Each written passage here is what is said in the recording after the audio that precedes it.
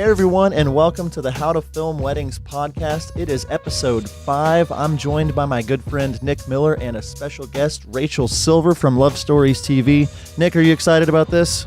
Absolutely. So excited. We're going to be talking to Rachel Silver today, like I said, from LoveStoriesTV, just about everything that LoveStoriesTV is up to. We've had some recent debacles with Vimeo. Where do we upload our films? All these things. But we just, with all this going on, reached out to Rachel, and she so graciously joined us on our podcast, episode number 5. So I want to jump in and chat with her. She's on the line. Say hello, Rachel. Hi, everyone. I'm so excited to be on the pod. Yes. She is the founder of LoveStoriesTV. I want to just ask a few questions, jump right into it, because we have a limited amount of time.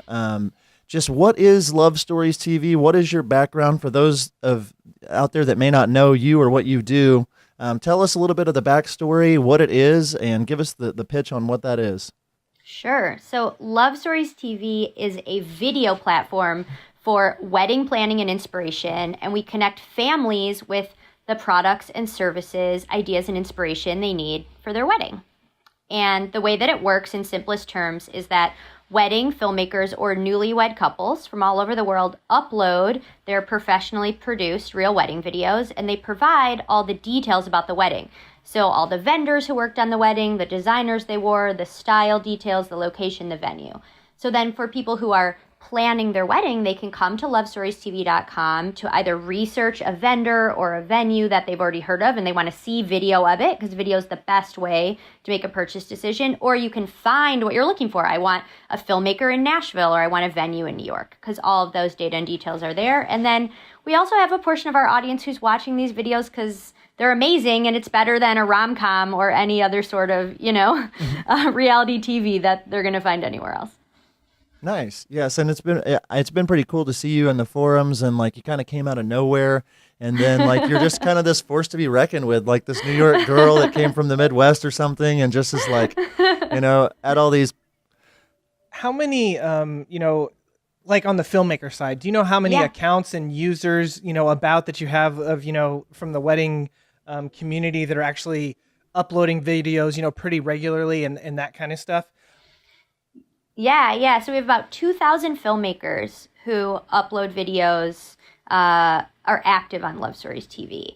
And we get more videos uploaded from filmmakers than from brides. And to be honest with you, or grooms. When I launched, I didn't know if that would be the case. I mean, I knew that filmmakers had to love us, because we knew that filmmakers own the content and that they're the artists, and that like if filmmakers didn't feel they were driving value from what we were doing, it wouldn't work. But I actually thought originally that we would get a bigger percentage of videos coming in from brides and grooms. And right off the bat, like what we heard from filmmakers is like, thank you for doing this. Like we've been left out of the equation. We feel like we're like, I am not saying this. This has been said back to me. They're like, we feel like we're like the redheaded stepchild. Like people feature weddings that we worked on. They like either list the videographer and then don't like show the video, or like don't include it all, sell photo, blah, blah. So as soon as we started to realize how left out of the ecosystem the filmmakers were and how eager they were for this, it became clear like, oh, this is going to be our like community, and these are going to be our people. And as you guys know, you're entrepreneurs and you're startup businesses, like, when you can tap into a small community of passionate people who like what you're doing, that's how you get big, right? Mm-hmm. It's like you don't go out to everybody. You go out to like that niche group for whom you're solving a problem, and then it ripples out. And so that's what really, has happened for us. So nice. Yeah. So LoveStoriesTV, how did it get going? When did it start? What's the story for why it's here? Yeah. So I ran content, video, social media, influencer marketing at Birchbox, the beauty retailer and subscription service, for just under 5 years. And it was a really interesting time to be working in that space. I guess I joined Birchbox in like 2012. So I remember when I went to my interview at Birchbox, I didn't have an iPhone, so I didn't have Instagram. Mm-hmm. And they asked me if like what I thought of Pinterest, and I was like, oh, it's great. Like I had no idea what it was. Like that's when 2012 was, which is so crazy to think about it.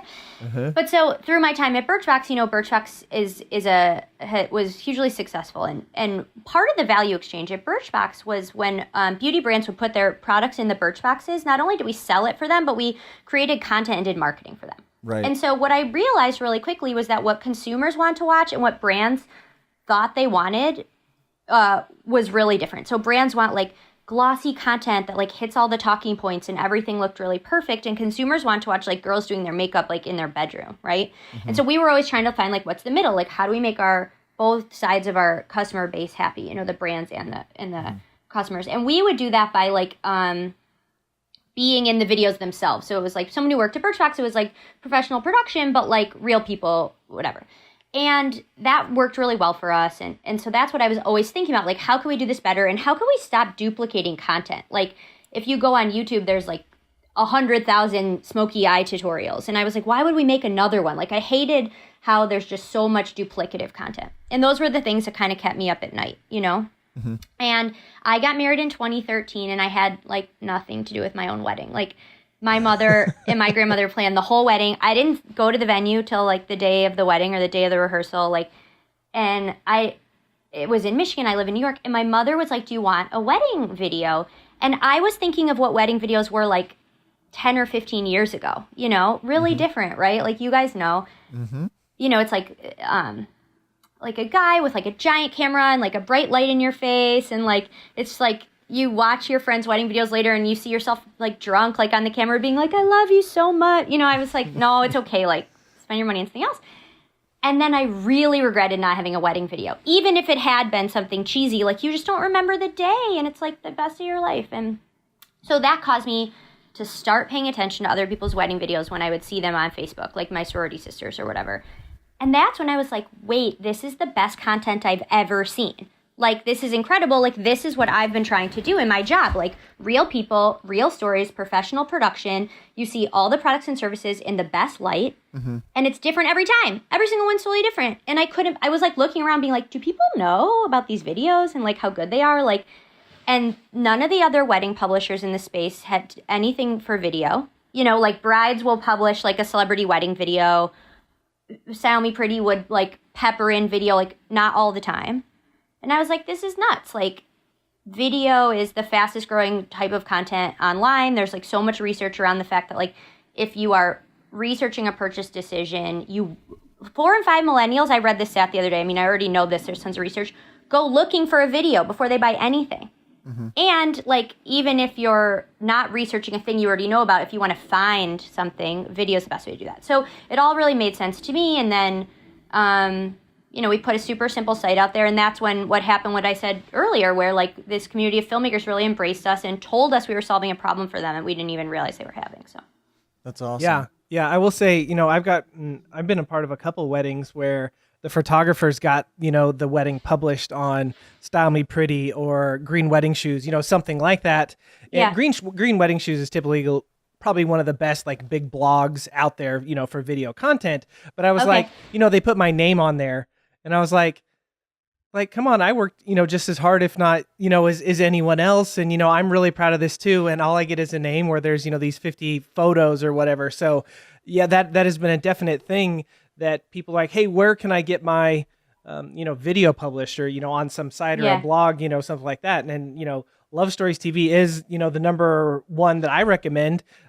Because not only can you just host everything, but you guys also like feature, videos and that kind of stuff as well to really show off interesting or new or different or whatever weddings as well. Yeah. And I'm not just saying this to like butter y'all up because you're both wedding filmmakers. Butter us up. You're like, you were about to say like, we work just as hard. Like, no, wedding filmmakers work harder. Like it's like a very physical job. You're there long. You and the photographer are there the longest. You spend more time editing than a photographer does. And the thing that makes it harder is that you're like having to like edge out and like fight for like your time in a lot of cases. Not every case. Like there are brides and grooms now who I know go to you guys first, but like traditionally speaking, And so I think it is like one of the hardest jobs at a wedding. And another thing I learned after starting this business I didn't know is that filmmakers were making like 2/3 of what photographers make, which really makes no sense when you think about what we just talked about. Like you're working the same amount of hours on the day, you're working harder like physically, and you're editing for longer. So anyways. We're just sitting here like, we agree. Yes. Yes. Somebody else is validating our issues. Yes, we get it. Well, that's Which very isn't cool. even why Yeah. people shouldn't, but these publications, like, they shouldn't feature you because you deserve it. They should feature you because it would be good for their business. I know. Because we have better time on site than anyone else in the space because people watch the whole video. Right. You know, that's what people want is video in 2018. So. For sure. Okay. So Love Stories TV, kind of, you started it. I mean, how did it go from your wedding to let's start a website? Yeah. I know you were at Birchbox. I know you were on like an episode of the Gary V, like Daily V. Like my mind is blown. I'm talking to a very famous person right here, Nick. But how did it go? How did it go from that? I mean, you're in New York, and let's start Love Stories TV. Like, I mean, you seem very entrepreneurial as well. How'd that end up happening? So I had this idea, and my husband is a data scientist. And he has a past in film production. So when I started telling him about this idea, like that's also when I knew like there was something really special. Like he was like, I remember there was this one, it was like in Hawaii and they were like surfing and he was like watching the whole thing. And I was like, okay, like these videos are good. Like if Justin's watching this and we started talking about all the data, you know, like, and by the way, I think it's sort of a funny thing to talk about data in 2018, but like the big difference with us is like, people are supplying the data. We're not like creeping around for data. Right. And we were like, this is really amazing. Think about you could watch all weddings in a specific location, all weddings by a specific style, all weddings where the dress designer was Allure Bridals, all weddings where the bride wore a mermaid style gown, like all weddings that are Hindu and Jewish. Like that's really powerful. And forget for a second that it's video. That doesn't exist anywhere else. So there's no other platform that's 100% real weddings because the blogs, even the ones that we love, Green Wedding Shoes and Style Me Pretty, you have to be like a Green Wedding Shoes style wedding or a Martha Stewart wedding, you know? Right. And the only people that were ever sort of doing something similar to us by doing all the weddings was Borrowed in Blue, which, you know, doesn't exist, which I didn't even know about actually till way after I started Love Stories TV. But I was like, video is super powerful, but just the concept of like real weddings that are data enriched is really, really powerful. And that really clicked for him too. So he helped me build this super simple like WordPress site. And the first iteration, if you guys remember, we just had like a Google form and people would like put their Vimeo or their YouTube link and then it would write directly to the site with the data, which is something some people don't always get about Love Stories. Like it's all automatic. Like as filmmakers because you put the data in, but we're not. People are always like, oh, how do you tag the videos? I'm like, no, I don't tag the videos. Like the contributor tags the videos. That's like the whole thing. So anyway, so we built this simple site and just through like my sort of social media following from Birchbox and my network in New York, I just started telling people and then they would tell their friends and they would tell their friends. And then my brother was like, oh, like some friend of mine is a wedding videographer. You know, it just like goes from there. And then it just started taking off. People were into it and other people wanted to partner with us than not. And Martha and, you know, they were like, oh, this is great. Like, we've been trying to figure out, like, what to do with video, and it just started going. And Gary, and then I'll stop talking, Gary is an investor in Birchbox.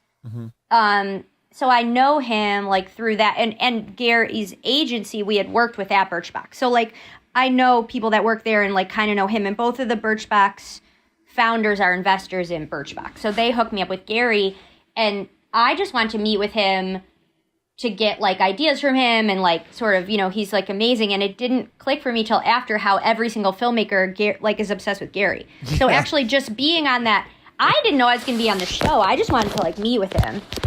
And then he was like, put me on the show and I heard from like all these filmmakers. They're like, oh my God, you know Gary? Like, so. Yep. It's the only reason we're doing this podcast. His filmmaker is great. I wanted D-Rock to present at the Wedding Film Awards, but he was out of town. That would have been cool. That would have been I know. Cool. Next year. Yes, and that's literally the only reason we're calling you today is to get to Gary V. I'll tweet this out and tag him. He won't notice, but we'll try. That's great. That'll be enough. So whenever you started this, like I remember in and I don't know if it was you that started posting it, and like Love Stories TV, like really started kind of going around, in the wedding videography Facebook groups and like that kind of stuff. I remember a lot of people were like super skeptical, because they were like, wait, like I'm just uploading, like who has the right, like that kind of stuff, and not knowing, like, how did you kind of deal and kind of wade through? I'm sure not everyone gave you pushback, but I'm sure you had some. Like, how did you kind of figure that out and kind of sort that out and continue to move forward? So the wedding videographer Facebook group is like a really, on one hand, it's like an incredibly powerful resource. I like learn a lot. On the other hand, like people are not nice to each other in there. Forget me. I'm an outsider. They're not nice to each other. I think it's really weird. I don't know I'm always really surprised, but it's not new to me because at Birchbox, I manage a community of millions and millions of people, right? There's a million Birchbox subscribers all over the world, plus other people who shop, and we had millions of social media fans.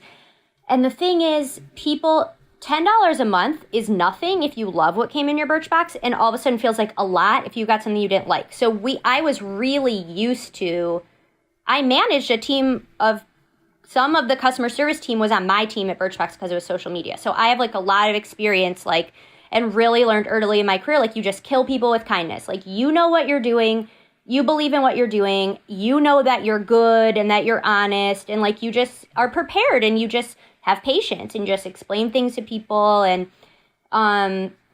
so that has always been our strategy. Like actually some of the best, the people who've turned out to be our biggest advocates were people who really didn't get it or didn't like it. And we'd always say, will you get on the phone with us? Will you email me? My email's Rachel at LoveStoriesTV. Email me, get on the phone. And Vanessa would get on the phone with people, and she'd always text me after. She'd be like, that person who was frustrated is my best new friend. They just uploaded like 30 videos. And that's fine. We love it. Like Vanessa used to try to have hour-long calls with as many filmmakers as she could for that exact reason. So I love that group because I've met a lot of people in there, and whatever. But anyway, yeah. So, when we first launched, we were embedding people's videos. So it was a little bit different. And that's just because it was a really easy way to start. I always tell people when you're starting a business, like, what's the most lightweight way you can test the idea? Sure. And that was the lightest way, was with a Google form and a WordPress site. And now it's just like, if we want to feature people on Facebook, if we want to feature people on Instagram, if we want to make video recommendations, if we want, when one video ends, another one to play, like we have to have the files in a player and a CMS that we can do that stuff with. Mm-hmm. That's why. Mm-hmm. Well, I'll say too, just like hearing from you, like, I mean, I was skeptical, like, I was messaging, you and your team, and you took time to, I was one of the people that actually you talked to on the phone for an hour one day. Yeah, I remember that actually, now that you say that. Just, hearing what the plan was and everything, and like, we teach it a lot here and with our videos and with our podcast now, just like the slow cook method versus the microwave method, and it's like we want to use a crock pot, not a microwave. And so yes, that's so just smart. Taking it slow in building and growing, that's what you're doing and what you've done, and then you do the right thing again and again. Yeah. Somewhere something's going to catch and then fire's going to, it's like, but if you don't have that base built where you've done the right thing again and again with that patience factor, like totally. It doesn't, now it seems as though you guys are really like edging the market, and like everybody knows who you are, and like momentum is pushing your way. Yeah. And we didn't know, I think two things. I think one, I didn't know until I became part of this community how many people, like I said, that you've been left out of the ecosystem, and that some people really have been taken advantage of either by other filmmakers like stealing their work, which that's just like crazies. You can't really control for that. But I learned a lot about, you remember the Little Things that recently like went out of business? They were like this big social media first, like they're kind of like Juke in media. Like it was a lot of like feel good, like clips of whatever. Mm-hmm. And they would, like, I heard from a few filmmakers that people like that would reach out and be like, can we buy this clip from you for like $200? And by buying it, like, we don't have to credit you, and we own, like, we can use it now, And it's like, that's like not the point of our business. The point of our business is like to help you all book more business, right? So it's like, if the filmmakers don't like what we're doing and aren't getting value, then we can't exist. So I have literally no incentive ever to like do something filmmakers don't like. It doesn't mean we don't accidentally do it sometimes. Of course, like sometimes we guess wrong, like on what people want, but it's like the North Star of our business. We talk about all the time, like the floor of this business is filmmaker happiness. Mm-hmm. Even if we got to a place one day where more videos came in from brides, you own those videos. Mm-hmm. So we have to be providing you value or it doesn't work. I think long-term thinking, obviously, especially in any business, really, I mean, is like you could win today but lose tomorrow, and I would rather win tomorrow, you know, and so totally. I want to talk about just like, so the idea of Love Stories TV, you know, you've got people that, you know, us wedding filmmakers can upload films, brides can upload films. Yep. We're going in, we're tagging things, we're doing all this work. We're getting, you know, our videos up on the player. What is, I guess, and you know, where it becomes, I think, where people get skeptical is like, what's the point? Like, what is she getting? How is she going to win out of this? Is she gonna start charging us one day? Or and I know you don't, you know all of those things, but like, you know, just what is it about it that like, what is the plan when it comes to monetization? I mean, how are you planning on doing that? Do we end up paying you for part of this service, or how's that work? So our plan has always been, and we've always said, like, we will never accept money from filmmakers. Like, we don't want money from you. We want you to upload videos, and we want other people to pay for those videos to reach more people. And I'll get into how that works today and how we're building it out. But what's funny is, like, filmmakers reach out sometimes. They're like, can I pay, like, to reach more people? And at first, we have never had any filmmakers actually pay. But it was interesting because a bunch of people were emailing Linnea recently, and I was like, I don't want to. I just don't like the idea of it. And the filmmakers were like, it would help us if we could, like, guarantee more reach, you know. But so far, we've never done it. I don't have any plans to do it. I think we would only do it if a filmmaker was like, can I get extra? Like, can I get more? Like, I don't have this many videos. I only have 5 or 10. Well, we've never taken money from a filmmaker, and we won't ever be like, you have to pay to play. You have to pay to participate, because that doesn't make any sense, because the goal is to have the most big library of real wedding videos. So what we launched over the summer is something called the Love Club. And the Love Club is a way that other wedding pros and vendors, venues, florists, designers, all those people you tag in the videos can pay us a monthly subscription fee to have the videos that feature them reach more people. And that plays out in a couple different ways. When you're watching a video, you know how the filmmaker's always credited under the video, and you can always click the filmmaker's name. It will always take you back to the filmmaker's channel, and the filmmaker can always add their contact button, social media channels, description, and website. Even if you have one video on the site, that is always available to all filmmakers, which, if you're listening to this and you're a filmmaker, you haven't updated your channel with your business info, like, you're missing out on potential clients and improving your search results and whatever. But for the venues and vendors and designers, all they get is a tag. So if they're not a paying member of the Love Club, you can see that the dress is by Allure Bridals, or you can see that the venue is the Plaza, but you can't click through to contact them. Their channel doesn't have a featured video. Their channel doesn't have any contact information. It's like they have to pay to unlock that stuff. Plus, we give them promotion on. I'll send you guys, like, the page after this so you can look at it. Sure. Pay to get featured on Facebook, get featured on Instagram. But the thing about that is, if any of those members pay us, it's your video, so you get tagged every single time they pay us to feature one of their videos, and, like, you get more placement. So we actually have sent some newsletters of filmmakers being like, if you're savvy, you'll encourage all the vendors and venues you work with to join the Love Club, because they're paying for your videos to, like, reach more people. And they know it. It's not, like, a secret. It's just how it works, because they don't have a wedding video is the best marketing asset they could ever want for their business. If you're a venue, the literally best thing you could ever have to market your business is a real wedding video that took place at your venue, and they don't have access to that. And, like, even if they do have a marketing team and they reach out to you and they're like, can we embed this on our site? Like, they don't have all the information. Like, it's not what they're set up to do. They're set up to be a venue, not to do marketing. So that's what the Love Club is, and that's how we one of our revenue streams. And we have members who are dress designers, Morley, Allure Bridals, Essence of Australia. We have venues like Martoka Beach Garden. We have Glam Squad and Stacy Ford Weddings and MG Hair and Makeup, who do hair and makeup. We have Fiore Press and Clementine Studios, who do stationery, and tons more. And then sometimes a national brand will pay us for a more traditional media buy, like Greenvelope, which is like a stationary online invitations, online stationery. Like we did display for them, So we make money through the products and services that are tagged in the videos or who want to reach more brides and grooms. And then through distribution. So these new Snap channels that we're launching, Snapchat runs ads in that, and they split it with us. And Snapchat's a little different because real wedding videos aren't part of that. And we can talk more about the Snap channel if you want, but it's still an opportunity for us to feature all our partners. So for example, a real wedding takeover that was done by a filmmaker, Alex Widmer, we uploaded that as a like a Wedding Crashers episode, and like 1 million people watched a takeover that he did and like saw his business name. And like he just emailed us this morning being like, this is crazy how many people saw this. And like one of our other partners, Clementine Studios, was like, I got 3 emails from brides from doing that they want to hire me from doing the takeover. Yeah.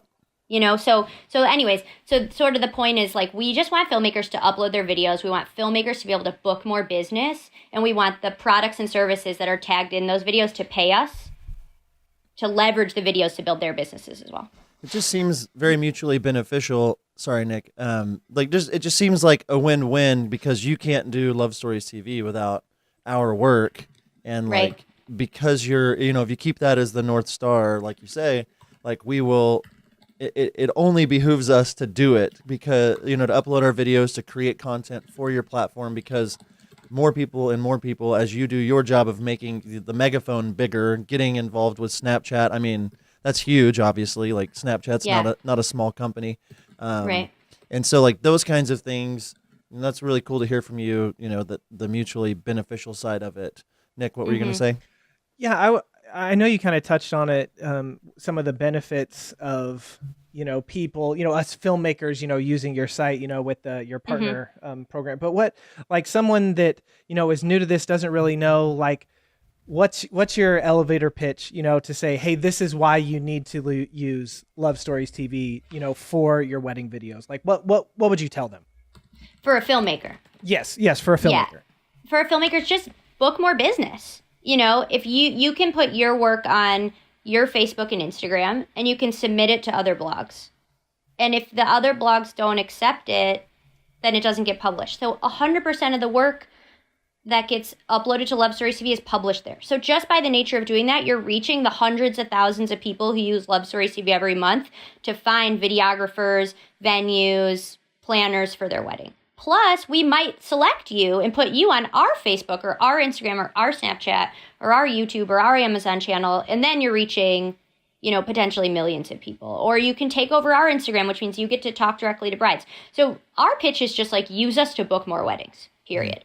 And I actually think it's really interesting because in the questions you emailed me, you asked about like monetization. And so this is something I always like want to talk to filmmakers about, which is like, when we launched, we were just like, oh, filmmakers just want to either book more weddings or charge more per wedding, right? So it's like I've talked to like, hundreds of filmmakers at this point, and they're basically fall into 2 different groups. Like, I'm trying to build my business. I want to have, 12 to 24 weddings a year. Or more. I mean, really, people are doing a lot more than that. They want to get to a place where I'm only doing 12 because I'm charging the amount that I only have to do 12, and I don't have to do more than that.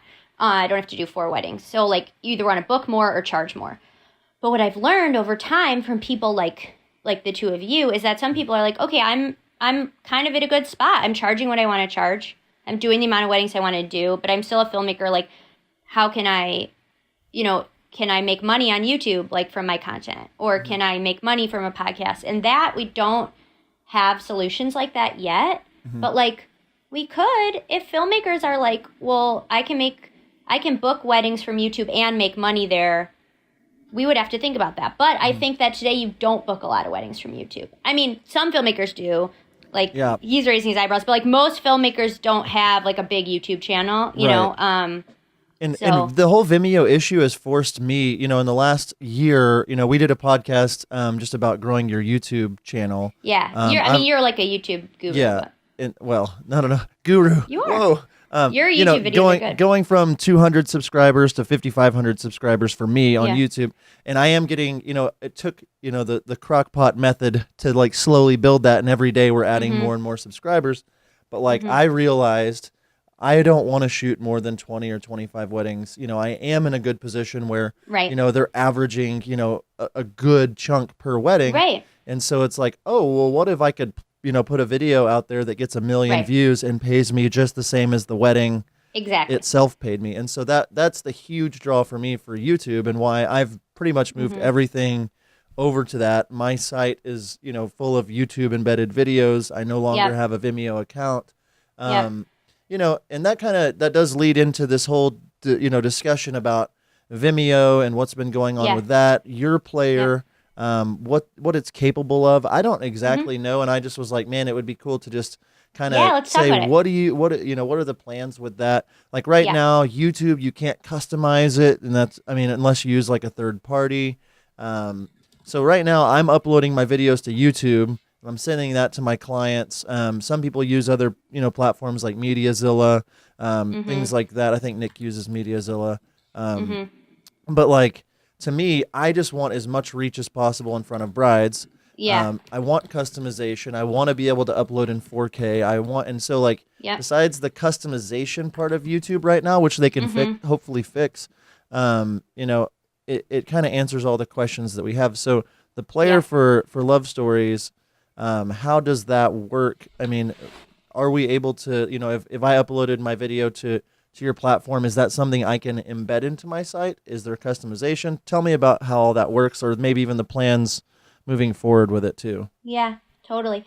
So you can upload as many videos as you want to Love Stories TV for free. We don't charge filmmakers anything. Like I said, we've had a few filmmakers ask, like, can I do the Love Club? Like, can I pay for social media placement, whatever? We're a little hesitant. We listed like a price that filmmakers could pay. It's like on the website somewhere, but we always say like, but really if you upload 25 videos, we'll do that anyway. So like, we don't want to take money from filmmakers. It doesn't make sense for us. So anyways, you can upload as many videos as you want for free.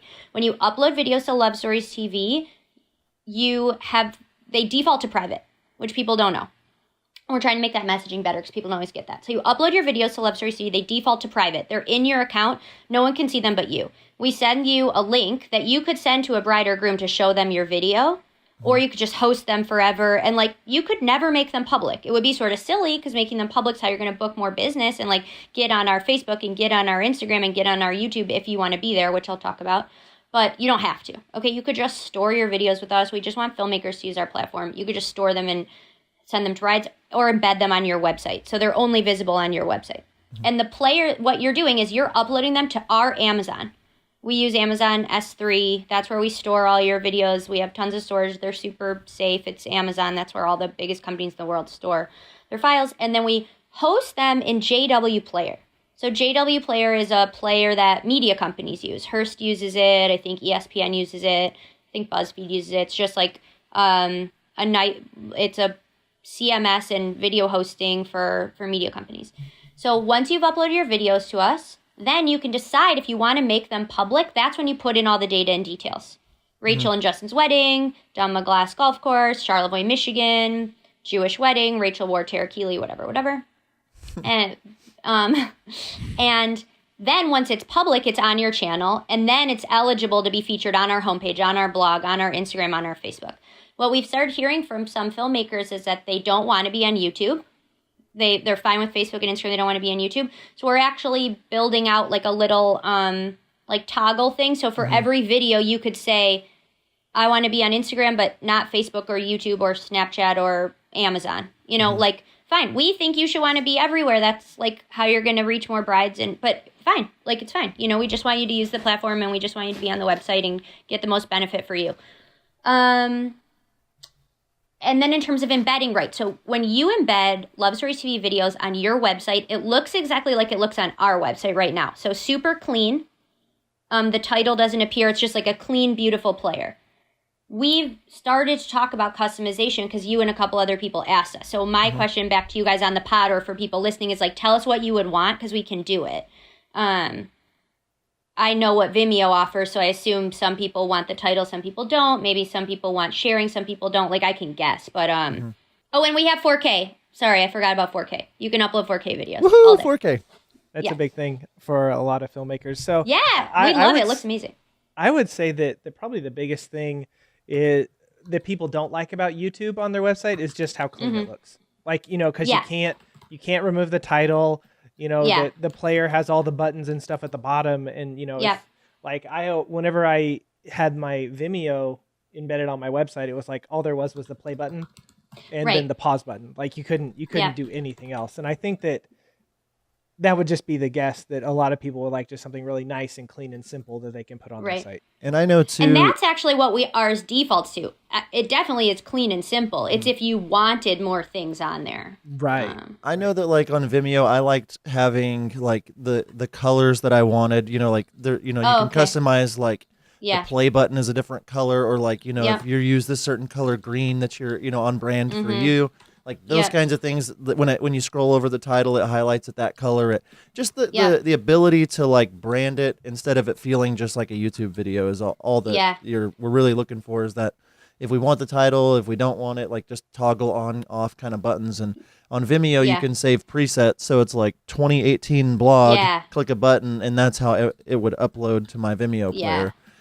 So that's really it. And then also like 4K is a big deal as we move forward, obviously. And but that's really all the questions I have about the actual player itself. I like that you're using Amazon. I mean that makes me feel way better. I just thought it was something that you guys built, so that's nice to know.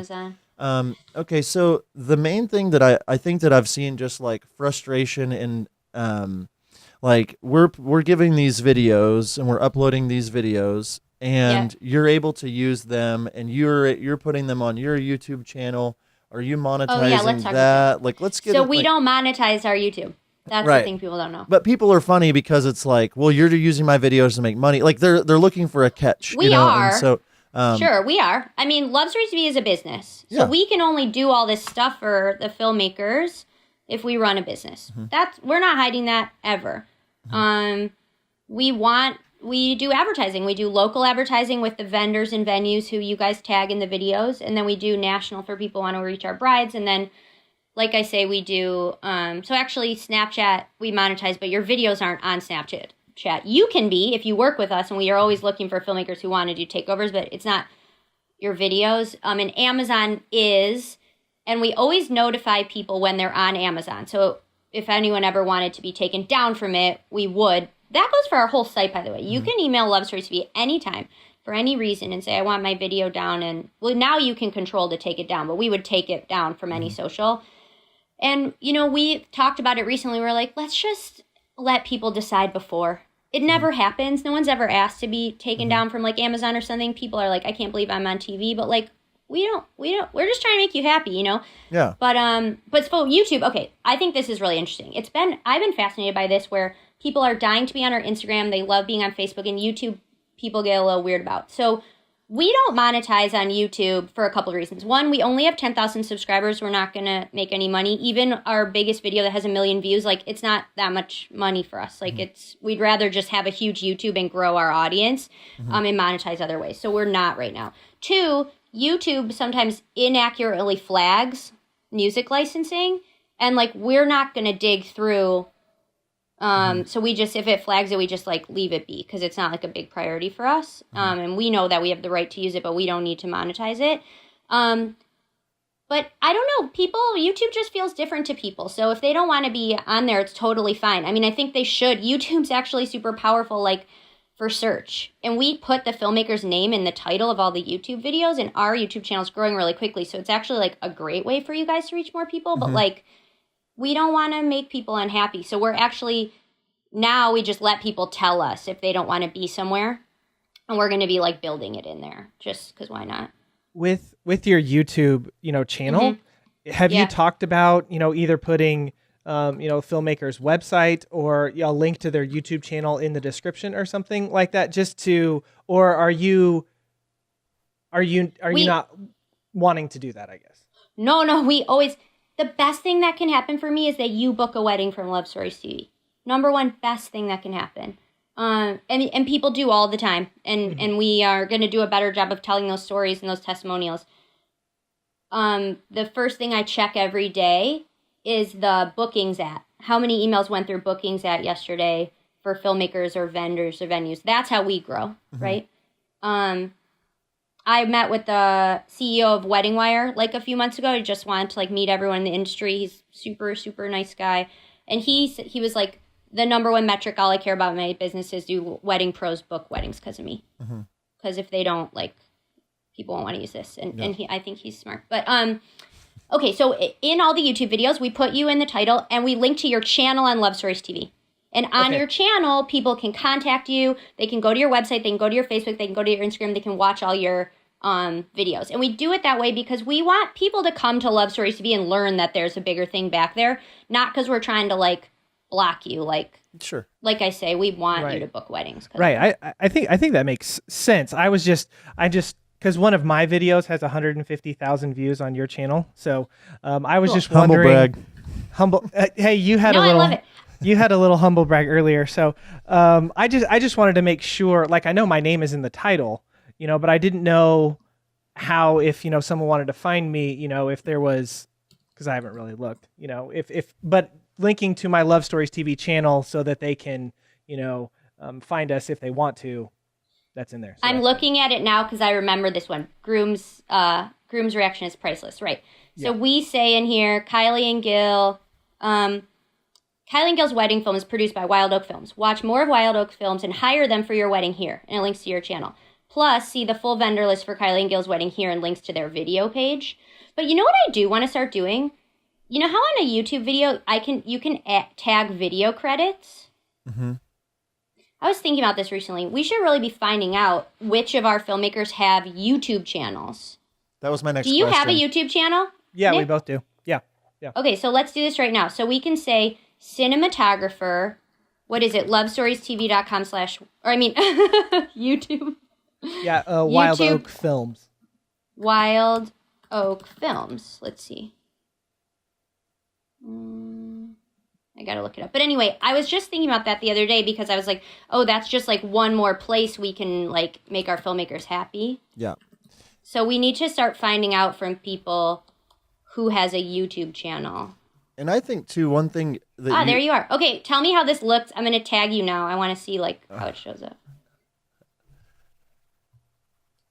Okay, sorry. That's okay. Oh, are we supposed to be doing a podcast? Because I'm, like, managing my YouTube channel. Listen to us on YouTube. Now, I guess the thing that I was going to point out, too, is that, like, it's really cool to know that you're not monetizing. Because, I mean, talking to you and getting to know you over the last year or so, like, it's like, oh, she's really not trying to pull one over on us. And knowing that you're not like monetizing, I think most people are just like afraid to say, well, here's the video content. You go ahead and build this big YouTube channel and make money off of it. And I think that's why people are weird about YouTube. For sure. And it's interesting that way. It's interesting in the same way because we do monetize. Like, I don't want you to get the wrong idea. Like, we need to make money from Love Stories TV to exist. I'm talking about monetization but on some YouTube. reason, some reason, and I'm not criticizing it, you're 100% right. We run display next to videos on Love Stories TV and we never hear anything, or we do the Love Club. There's something about YouTube that feels different to people. So, yeah. And it's not to say we'll never do it, by the way. It's just like right now, I think we have monetization turned on, but there's so few of our videos that have enough views and that don't have a music flag. So I should check. Like, there might be videos on there that have ads running, but like I don't think we've ever gotten a check from YouTube. So I should like triple check, but it's not like because I don't want to say the wrong thing. So I'll check after and let you know. But we don't make money from it in a way that we think about. Like, it's not important to us. Your purpose in YouTube is not so that you can make money off of one of me or John's videos on YouTube. You're really just trying to expand your reach and get more people to watch it.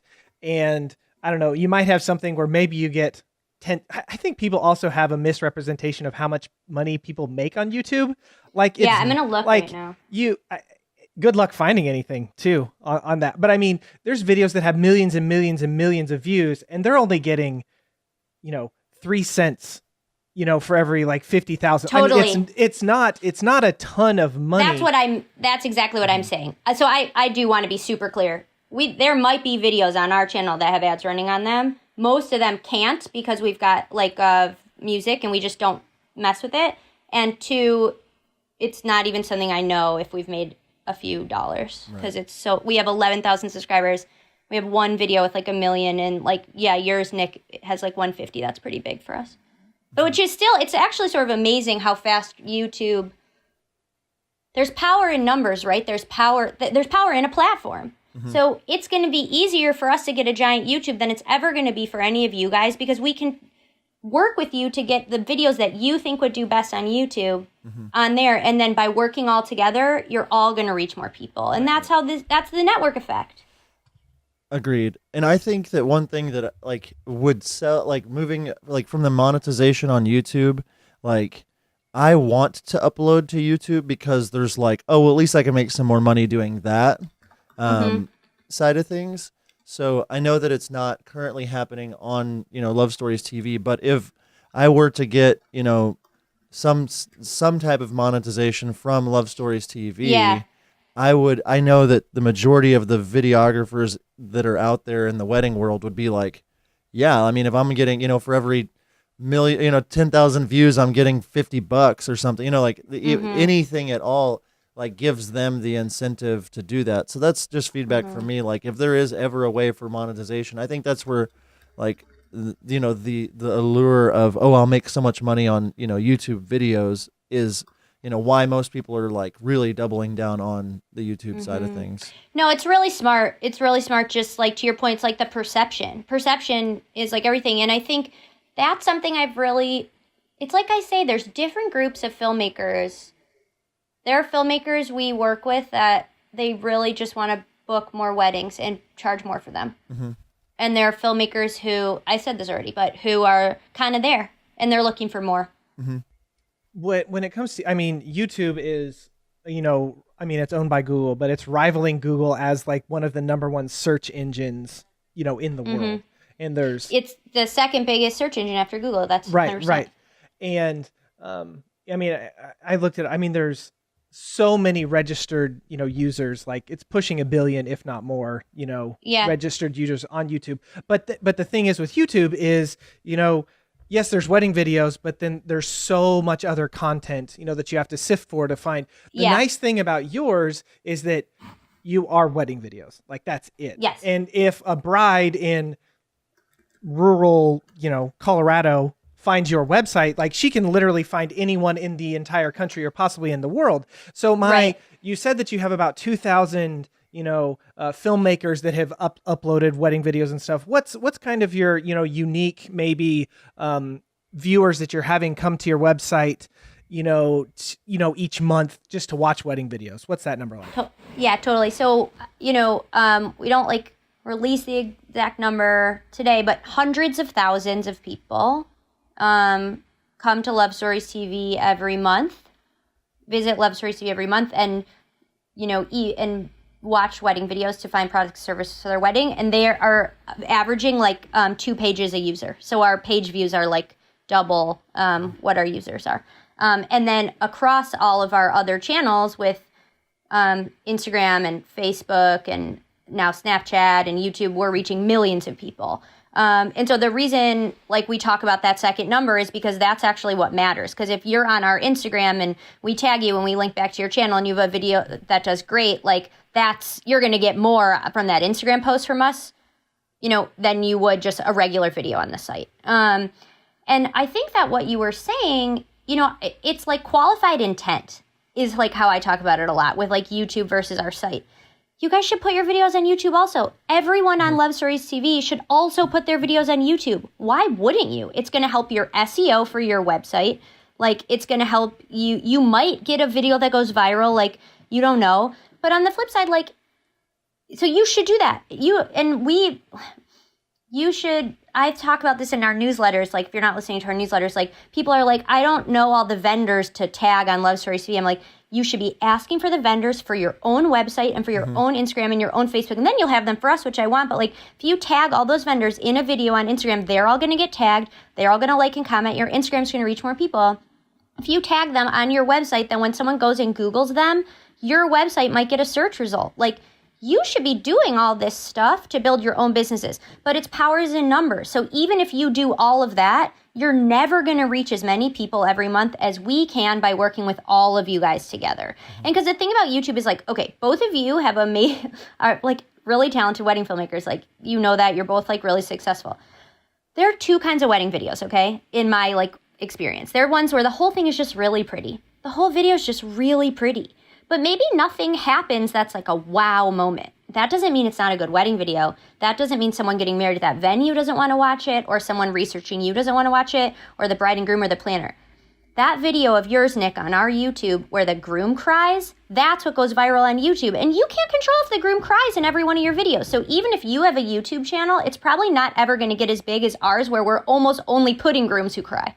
Do you know what I'm saying? Mm-hmm. And so like that's like the power of a platform and a network and lots of people coming together to rise all tides. But I tell filmmakers they should be putting their stuff everywhere, tagging everything. And we're happy to, if we can ever be a resource to anyone, like Caitlin, who runs audience for us, ran social media at Cosmo. Juliet and I before were both at Birchbox. Katie and Linnea were both at Sound Me Pretty. You know, we know a lot about it and we want to help people with their own, which is why we tell other vendors join the Love Club, because we sort of do like social media counseling for them. One of the things I did want to say, kind of touching on that, earlier this year, we did a giveaway. You know, we partnered with you guys and we did a giveaway. And I wanted to comment on how easy it was to get a hold of you. I was dealing with, Vanessa, primarily whenever she was working there, but it was like, if I sent her an email, she would get back to me. She was like, hey, let's communicate, let's talk. And more recently, I've kind of had some trouble, getting my videos onto your website, but I was just communicating it, and I emailed you and you're like, here, this person will take care of it. And I mean, really responsive. And I think that that's a good thing that you guys, want us to succeed. And so you're there to help however you can, which is great when you kind of think about how big businesses, treat their clients. A lot of time it's like, no response, no, we're not going to get back to you kind of stuff. So that's a great thing that you guys have decided to, make that a priority and helping us and getting our stuff up and running and whatever. So I want to throw that in there that the Love Stories team is really great from the video side, with any trouble or anything like that. Thank you. Yeah, we have, the hardest thing about running a business is hiring, for sure. And I've gotten really lucky. We have some amazing people. And most recently, it's interesting you say that because, right, Vanessa worked with filmmakers forever exclusively. And then when she left, we're like, how are we going to do this? And Linnea and Katie, who joined us from Sound Me Pretty, Linnea was like, I know these two women who are like amazing, and they were at Sound Me Pretty with me. And like this month, we've had more videos submitted than any month ever before by awesome. I think like a couple hundred. And I think, and when we released the new video upload product, like there were glitches, there were bugs, but it's exactly what you say. It's like, we just we tried to take special care with people, and people will like work with you and not just forgive you, but help you improve. So thanks for saying that. I think that like there's this myth almost around these people come into these groups and start talking about Love Stories TV and like what's going on with it, and it's like, what are they trying to do? Like, we're trying to figure you out. It's like what is happening, and like it's been pretty cool that like instead of just coming in and people being like, who are these chicks that are, whatever. And it's like, you've done your job of like just slowly, consistently taking care of people and like not giving anybody a reason to be like, they're coming after us for what, I mean, I think that for whatever reason, because we're the wedding videographers and like people don't respect us on the wedding day and don't respect, it's kind of like we always seem like we're fighting for position. Yeah. It's like, oh, well, what is this? And it's been neat from afar to watch just you and your team and just your heart behind it. And like, I'm happy to upload my videos to, your platform. And so I think that just moving that curtain back for all of the community to say, no, this is a real person that, yes, is going to make money by creating an incredible platform for us to showcase our work. Like, instead of, being upset about that, being like, oh, the more that she can make, the more she can help us make. And it's very cyclical in the fact that it's like, this is a great platform for us to all make each other better. And if you do take the time to get the tags correctly, you should be doing these things for your business anyway. Right. And so by doing this and uploading the videos and connecting, that megaphone that you're creating for us, that platform, it's like, why wouldn't you do it? So I appreciate so much you just kind of like, going through all these things with us and like just clearing the air about how this stuff works, knowing that you're not monetizing on YouTube. Like, I don't know what about it is, but it just kind of like, oh, okay, that helps me to like want to upload my films. And, your goal isn't how can you make money off of Redeemed Productions. It's how can you make money off of, people connecting to us. And so it helps, and it helps us win. So, yeah. And I think you're right. I mean, I don't want to, it's like not right. There's something that sounds bad about make money off of, which isn't what you mean, but it is. It's like the phrase itself. It's sort of like we need a better way to say that, because it's like if Love Stories TV is making money, like I said at the very beginning, off of filmmakers, then it's not, filmmakers aren't happy, which means they don't upload, which means it doesn't work. It's like, but it's like when I look at things, okay, like in my job, like what are the tools that make my life better? There's this tool, Dash Hudson. It's like this social media measurement tool. It's probably a little too expensive for like an individual wedding filmmaker to use, but like we use it. Actually, we get it for free at Love Stories TV because I worked with them at Birchbox. But at Birchbox, it like when I first started using it, like made my life so much easier. I'm like, take my money. Like you're making, so that's where we want to get to is like, and we don't want to take your money. We want you to upload your videos, but that's what I aspire to. I want Love Stories TV to be a big, successful business that people are like, that business helped me grow my business, like a house or like the knot I know not everyone loves the knot and wedding wire anymore, but when it started, that was a big deal, and like, that's what we're trying to do.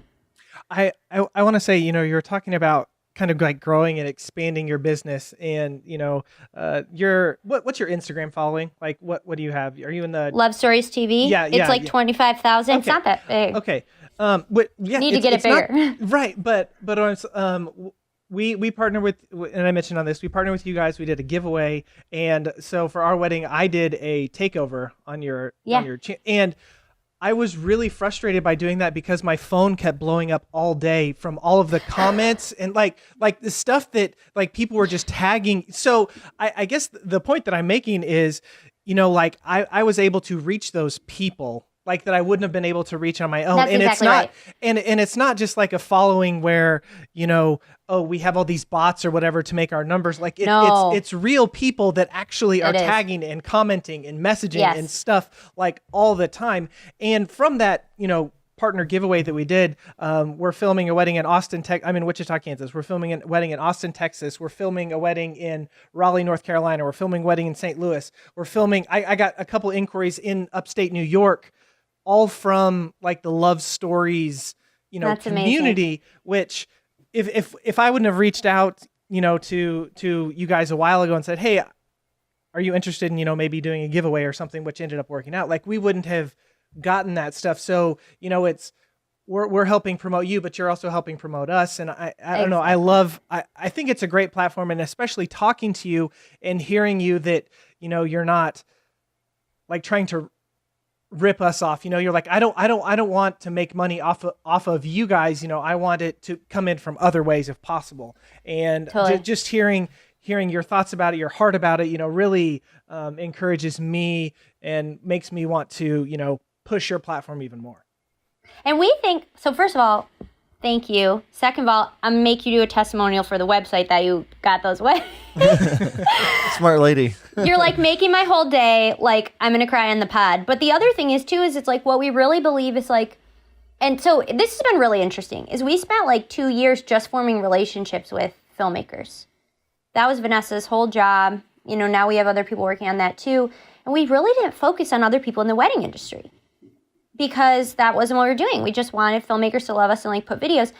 And now we're kind of doing the same thing with wedding vendors and venues, which has been fascinating, which is we'll send out these emails and we'll be like, you're featured in a video on Love Stories TV. And this thing happens sometimes, people can't find it immediately. And they're like, we're not on your site. Like, why are you trying to trick us? And we're like, we would literally never try to trick you. Like, here's the link. Sorry, our search didn't like find it for you fast enough. Like, and they're like, oh, this is amazing. You know what I mean? It's like very interesting. Like, people are just, you get cold emails and you assume they're like junk, or like we're all like that. We build up these like walls. So now we're doing the same thing with the wedding vendors. We're like these videos. So it's like we want them to pay, not you guys, but we still want them to pay because we really think your videos are the best way for them to build their business. Mm-hmm. If you're a wedding planner, how could you possibly promote your services better than a real beautiful wedding video that shows the whole wedding? I mean, like, it just makes sense to me. And so now we're doing like events. Like we've always sort of done some events with brides. We started inviting filmmakers in New York or wedding pros who either join the Love Club or who we want to join the Love Club in New York. And they came back to us the next week. We had one at Bloomingdale's recently. The same, it's very similar to what you said. Like, I met the best bride. I met like real brides, like cool brides who like now we're emailing about their wedding. Or like I took over your Instagram and like I got real inquiries like, you got to start slow, you know, and you got to like build up that trust. And like, so now that's sort of our next, you know, we've got to keep the filmmaker relationships going. And now we got to like move up one little step and get the vendors and the venues to like kind of get in on it too. So. And John, I'll let you end this here in a second. But Rachel, was there anything that, you know, you wanted to make sure that we knew, you know, this community knows, or anything before we kind of wrap it up, before John wraps it up? Yeah, I think that the thing I always say is like my email is rachel@lovestoriestv.com. If you have questions about anything you heard in this podcast, if you have questions about how anything works, like please email me, or just if you have like thoughts, feedback, the good and the bad. I think you talked about that Facebook group, and there's been a couple of times where these heated conversations will come up, and it's like, I can't give people legal advice or talk about their individual like situations in the Facebook group. Like, it doesn't make sense. Like, I'm just one person. Like, but I always post my email there because I actually want you to email me, and maybe we'll get on the phone, or maybe someone on my team, or maybe we'll sort it out in an email. But like, just the best thing that we can do to improve is hear directly from you guys. So like, that's my email. Like, please reach out to me with ideas or whatever. I love that. That would be great. That's awesome.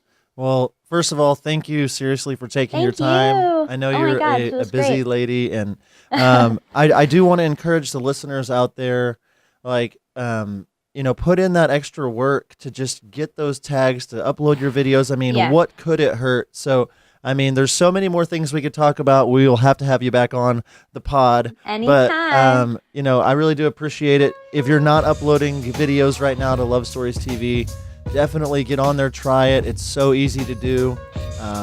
Jump on, connect with them.